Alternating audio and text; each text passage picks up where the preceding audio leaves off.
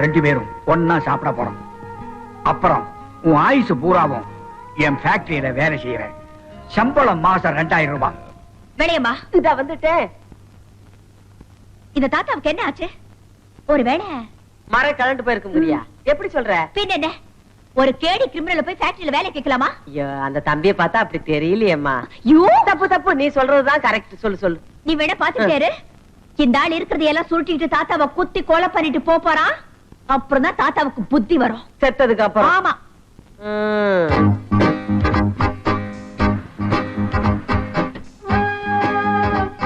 All members, நம்ம president வராங்க.